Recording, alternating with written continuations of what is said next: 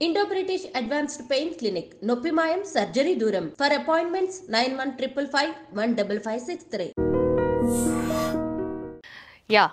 తెలంగాణ రైతులు తెలంగాణ రాష్ట్ర వ్యాప్తంగా అందరూ కూడా ఇప్పుడు ఎదురు చూస్తున్నది ఏదైనా ఉంది అని అంటే రైతు భరోసా ఎవరికి రాబోతోంది, రైతు భరోసా పైసలు ఎప్పుడు వస్తాయి, సంక్రాంతి అంటున్నారు, సంక్రాంతి తర్వాత అంటున్నారు. ఇట్లా పోస్ట్పోన్ చేసుకుంటా పోతారా లేదంటే నిజంగానే సంక్రాంతికి ఇవ్వబోతున్నారా?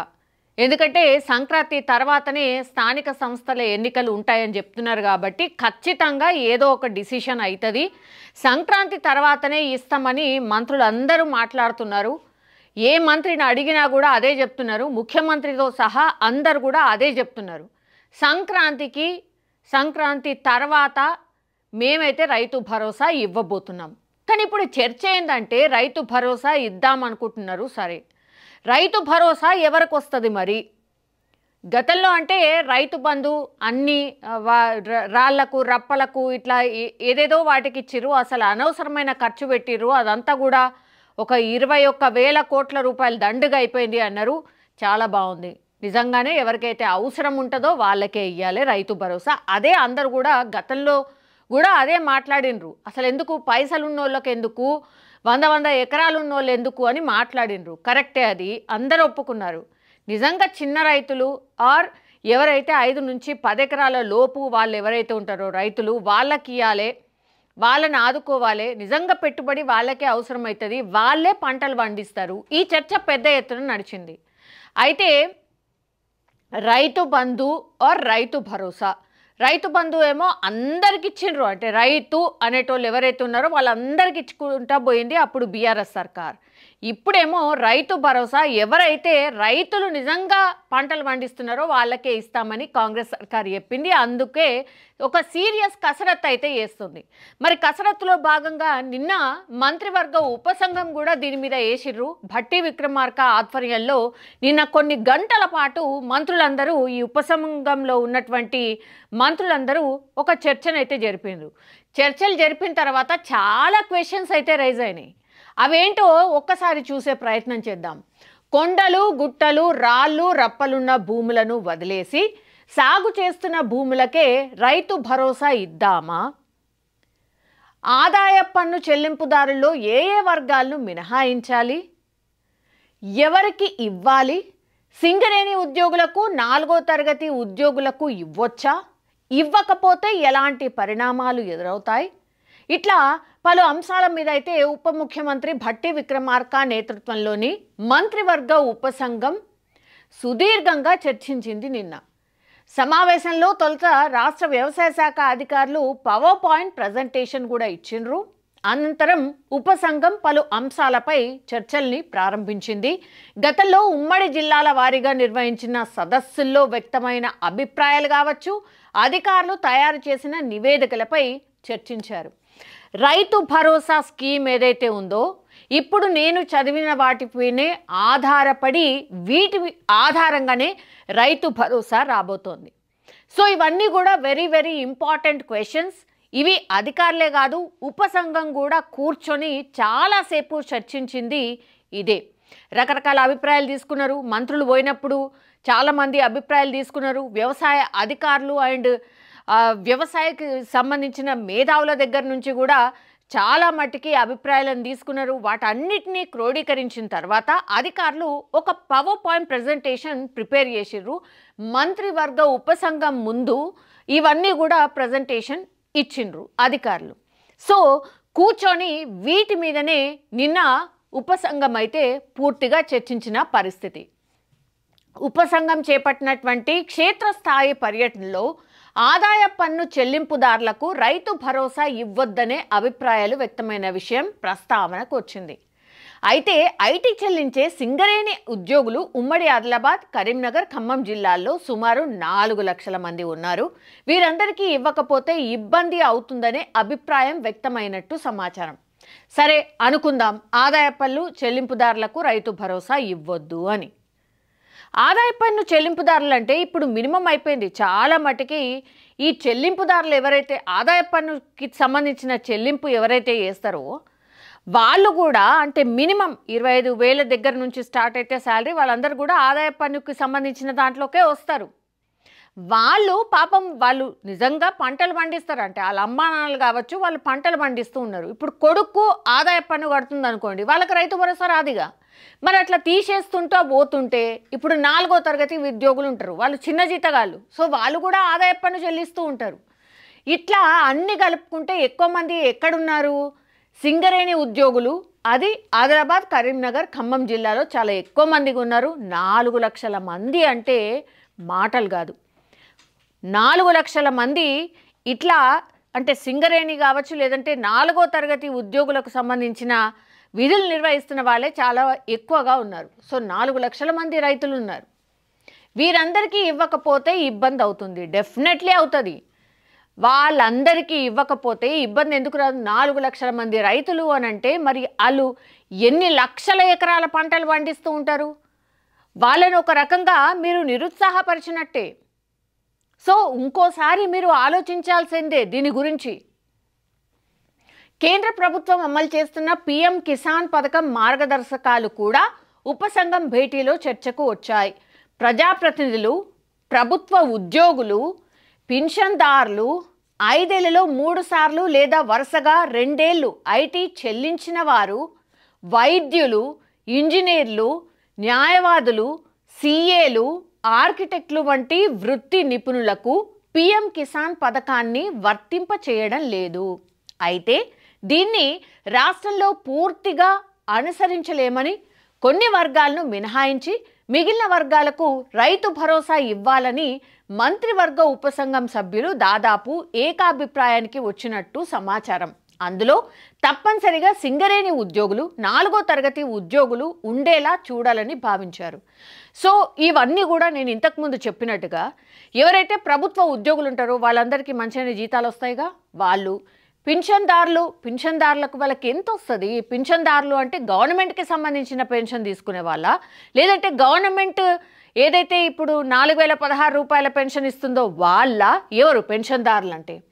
ఆ తర్వాత 5 ఏళ్లలో 3 సార్లు లేదా వరుసగా 2 ఏళ్లు ఐటీ చెల్లించిన వారు. నేను ఇంతకుముందే చెప్పిన కదా, ఐటీ చెల్లించిన వాళ్ళు ఎవరైతే ఉన్నారో ఇప్పుడు మీరు కుటుంబాన్ని ఒక యూనిట్గా తీసుకుంటున్నారు. మీరు అంటే వాళ్ళ అమ్మ నాన్న వ్యవసాయం చేస్తున్నారు, కొడుకేమో ఉద్యోగం చేస్తున్నాడు, ఆయన ఐటీ కడతాడు. ఇప్పుడు వాళ్ళనిగా తీసేస్తారా? వాళ్ళు రైతులు గారా? వాళ్ళు పంటలు పండిస్తలేరా? ఇది ఎట్లయితుంది? 4 లక్షల మంది రైతులు ఇట్లా తీసుకుంటే 4 లక్షల మంది మైనస్ అవుతుండ్రట. ఇట్లా అన్ని తీసుకుంటా పోతే ఇంకెవరు మిగులుతారు? మరి మీకు ప్రజాప్రతినిధులను తీసేస్తుంది, రాళ్ళు రప్పలంటిరి, దట్స్ ఓకే, అవన్నీ ఓకే. సరే, ఇప్పుడు పిఎం కిసాన్ సమ్మాన్ కింద ఎవరికైతే మార్గదర్శకాల ద్వారా ఇస్తున్నదో, అంటే కేంద్ర సర్కార్ సాయం ఏదైతే చేస్తుందో దాన్ని పూర్తిగా అనుసరిస్తే మాత్రం చాలామంది రైతులు నష్టపోయే ఆస్కారమే చాలా ఎక్కువగా ఉంటుంది. అదే ఇప్పుడు ఆందోళన కూడా కలిగిస్తోంది. సింగరేణి ఉద్యోగులకు సంబంధించి 4వ తరగతి ఉద్యోగులకు సంబంధించి ఆలోచిస్తున్నారు, చాలా బాగుంది. ఆలోచించాల్సిందే, వాళ్లకు రైతు భరోసా ఇవ్వాల్సిందే. ఇక కట్ ఆఫ్ పెట్టినా అందరికీ వర్తించేలా ఉండడానికని ప్రయత్నం చేస్తున్నారట. ఎందుకంటే గడిచిన 6 ఏళ్లలో పెట్టుబడి సాయం పొందిన రైతుల సంఖ్య, సాగవుతున్న భూ విస్తీర్ణం, బడ్జెట్ కేటాయింపులపైన చర్చించారట. ఎస్, ఇప్పుడు రైతుల సంఖ్య ఎంత, సాగవుతున్న భూమి విస్తీర్ణం ఎంత, వీళ్ళందరికీ ఇస్తే బడ్జెట్ ఎంత అవుతుంది అనేది కూడా ఒక చర్చ జరిగింది. డెఫినెట్లీ బడ్జెట్ గురించి చర్చ జరగాల్సిందే. ఎంత అవుతుంది ఏంది అనేది లెక్క కట్టకుండా, లెక్క తేల్చకుండా ముందుకు పోతే మళ్ళీ నిజంగానే రాష్ట్ర ప్రభుత్వానికే పరేషాన్ అవుతుంది. ఒక్కసారి ఇచ్చి ఊకునేది కాదు ఇది. ఎవ్రీ ఇయర్ ఇంత ఖచ్చితంగా అవుతుంది. కాబట్టి మీరు ఆ బడ్జెట్ లెక్కలంతా చూసుకున్న తర్వాతనే ముందుకు వెళ్లాల్సిందే. మొత్తం కలిపి 80,453 కోట్లు చెల్లించగా ఇందులో సాగు చేయని భూములకు 21,284 కోట్లు చెల్లించినట్టు వ్యవసాయ శాఖ అధికారుల నివేదికలో పేర్కొన్నారు. డెఫినెట్లీ ఇది అందరూ మాట్లాడుతున్నారు. నేను ఇంతకు ముందే చెప్పినట్టుగా 21,000 కోట్ల రూపాయలు మొన్న అసలు రాళ్ళు రప్పలు గుట్టలు ఉంటాయి కదా, వాటన్నిటికీ చెల్లించారు. అవన్నీ కూడా వేస్ట్ అయిపోయినాయి నిజం చెప్పాలంటే. ఈ అంశంపై ఉపసంఘం సభ్యులు దృష్టి సారించారు. సాగుకు యోగ్యం కాని భూములకు ఎట్టి పరిస్థితుల్లో రైతు భరోసా ఇవ్వొద్దని తీర్మానించారు. ఓకే, అందులో కొండలు, గుట్టలు, రాళ్ళు, రప్పలు వెంచర్స్కి కూడా ఇచ్చారు. రహదారుల భూసేకరణలో పోయిన భూములకు కూడా గత ప్రభుత్వంలో ఇచ్చారు. ఇలాంటి జాబితాలో ఉన్న భూములకు రైతు భరోసా ఇవ్వకూడదని ఏకాభిప్రాయానికి వచ్చారు. Yes, correct. ఎందుకు ఇవ్వాలి? అసలు వెంచర్లు అయిపోయిన వాటికి కూడా డిస్ట్రిక్ట్స్ అయిన తర్వాత చాలా మట్టుకైతే వెంచర్లు అయిపోయినాయి. ఆ రోడ్ ఎక్కడైతే మెయిన్ రోడ్ పోతుందో ఆ అటుపక్కన ఇటుపక్కన డిస్ట్రిక్ట్లలో చాలా పంట పొలాలు కూడా వెంచర్స్ అయిపోయినాయి. వాటికి కూడా రైతు బంధు ఇచ్చారు రాష్ట్ర సర్కారు. అందుకే కదా 21,000 కోట్ల రూపాయలు నష్టపోయింది, వేస్ట్ చేసిండ్రు అన్నది. కరెక్ట్. సాగు చేసిన భూములకు మాత్రమే రైతు భరోసా ఇచ్చే పక్షంలో సంపన్నులకు, భూస్వాములకు ఇవ్వాలా వద్దా అనే చర్చ కూడా వచ్చింది. ఎందుకు ఇవ్వాలి? ఎందుకు చర్చ? ఎందుకు అసలు? పైసలు ఆల్రెడీ ఉన్నాయి ఆయన దగ్గర. సంపన్నులు అంటే ఏంది? Rich persons. వాళ్ళకెందుకు? వాళ్ళు పెట్టుబడి పెట్టుకోలేరా? ఆ పైసలు ఇంకా మీరు కావాల్సి వస్తే వేరే వేరే వాటికి ఇవ్వచ్చు కదా. ఇప్పుడు రైతు కూలీలకు ఇస్తామన్నారు కదా, ఆ పైసలు డైవర్ట్ చేయండి.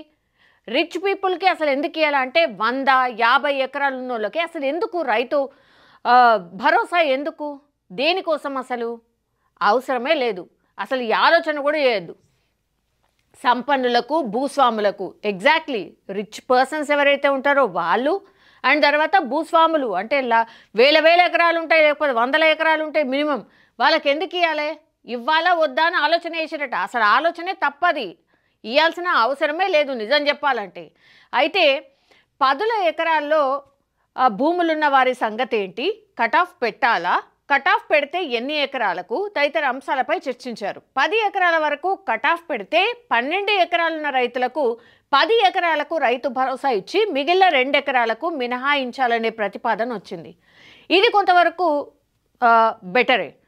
ఎందుకంటే వాళ్ళు కూడా పాపం నిజంగానే చిన్న రైతులే అనుకోవచ్చు. ఇప్పుడు 10 ఎకరాలు కట్ ఆఫ్ పెట్టిండ్రు అనుకోండి, మీకు 13 ఎకరాలు 14 ఎకరాలు ఉన్నది. 10 ఎకరాలకు మాత్రమే రైతు భరోసా ఇస్తుంది, మిగతా 4 ఎకరాలకు మాత్రమే రాదు. ఇప్పుడు గతంలో ఏం చర్చ నడిచింది? యాక్చువల్లీ 10 ఎకరాల కంటే ఒక్క ఎకరం ఎక్కువన్నా కూడా ఇక 10 ఎకరాలు వాటికి కూడా రాదు అన్న చర్చ నడిచింది. కానీ కాదు, ప్రభుత్వం చేస్తున్న ఆలోచన ఏంటంటే 10 ఎకరాలకు కట్ ఆఫ్ పెట్టింది అనుకోండి, ఆ 10 ఎకరాలు కాకుండా మీకు 2-3 ఎకరాలు ఇంకెక్కువన్నాయి అనుకోండి, 10 ఎకరాలకు డెఫినెట్లీ రైతు భరోసా వస్తుంది. ఆ పైన 2-3 ఎకరాలకు మాత్రమే రాదు.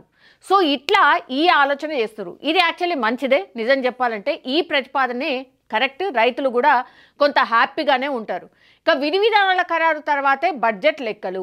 నిజంగానే మార్గదర్శకాలైంది విధి విధానాలు తయారైన తర్వాతనే బడ్జెట్ లెక్కలు వస్తాయి. ఆ లెక్క తేలితేనే కదా ఈ లెక్క వచ్చేది. నిజంగానే బడ్జెట్ లెక్కలు ఎప్పుడు తేలుతాయి అంటే ఒక విధి విధానం వస్తుంది, ఎంత కట్ ఆఫ్, ఎవరికి ఇవ్వాలి ఎవరికి ఇవ్వద్దు అనేది తెలిస్తే అప్పుడు పర్ఫెక్ట్ లెక్క వస్తుంది.